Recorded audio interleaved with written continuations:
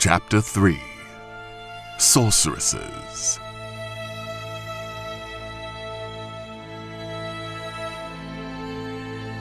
This world is full of mystery, fraught with danger and adversity.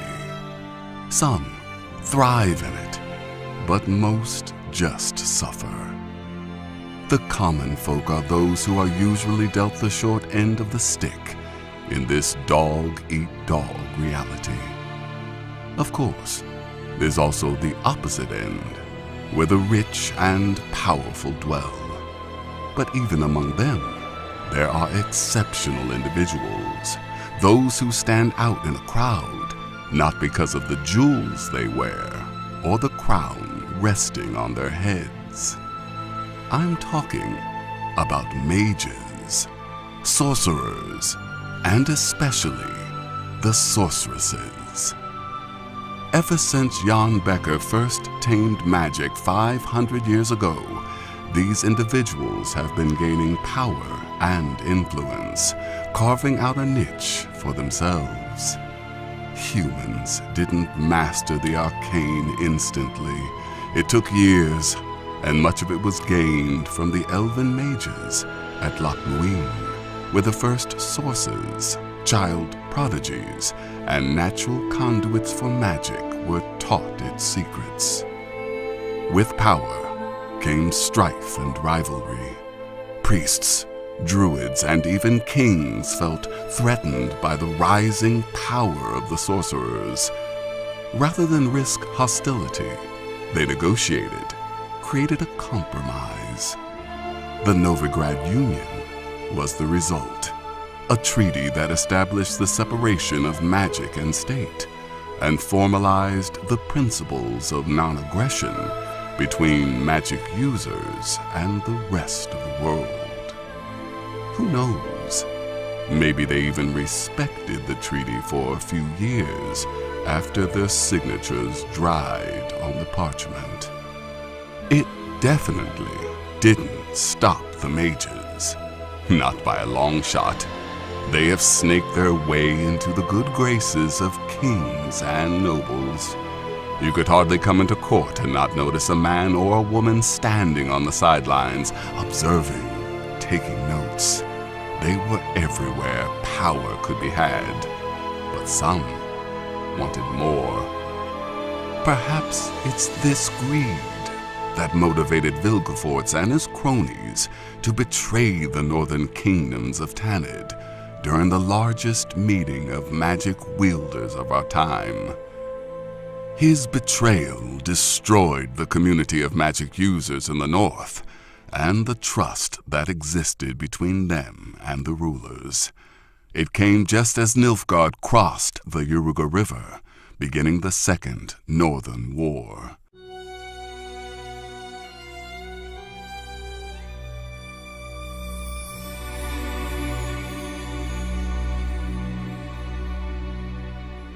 The sorceresses rose from the ashes, salvaging what they could, and succeed they did.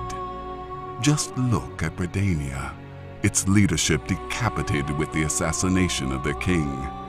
Felipa Elhart and the spy master brought it to heel with blood and magic, a sign of things to come. Rumor has it that the surviving sorceresses formed a secret lodge to control the empire and the kingdoms, guiding them both to peace and prosperity, while latching themselves firmly on to the structures of power. They say they orchestrated the battle at Brenna, where Norderlings and Imperials bled each other so much the grass grew crimson in the coming years. Of course, they also say that the Emperor used to be a giant hedgehog, so make of it what you will. What I know is that the sorceresses came out of the war with their heads held high, rather than feet forward, more beautiful, more powerful, and prouder than ever. They weren't always that beautiful or that influential, of course. I know for a fact that Yennefer of Vengerberg, the stunning dame with raven hair and scorching fire in her heart, was once a hunchback. If you ever meet her, look into those eyes, and you can sometimes see an abused, envious cripple looking back at you. Impossible, you say? Hard, but not impossible. Mages opted for the old, mature look, but the sorceresses knew that to maintain the brand, you had to look the part. The girls that went into the school of magic, no matter how average-looking they were or what defects they had, came out stunning. They could be a hunchback, have a hair lip, buck tooth, flat feet. The elder sorceresses would fix them up with magic, straighten out the bones, shrink the teeth, realign the faces, remake the back. It's the same magic that returns eyesight, restores scorched skin, brings people back from the brink of death. It can't save those too far gone, as a certain sorceress learned during the Battle of Sodden in the First War, when a spell ripped off all her limbs. You would be wise to remember that the power these beautiful women use, the power they think they tamed, is a primal force that gives and then takes away. The Empire learned that the hard way at Sodden, even though they had their own mages, brought to heel by the Emperor of Nilfgaard.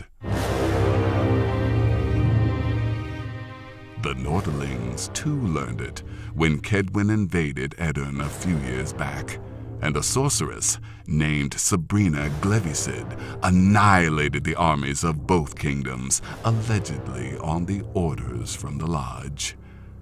We cannot ask her if this is true. The King of Kedwin burned her at the stake. I think, my friends, this describes life in the Northern Kingdoms well. A balancing act on the edge of a pit of vipers. But that is a story for another day.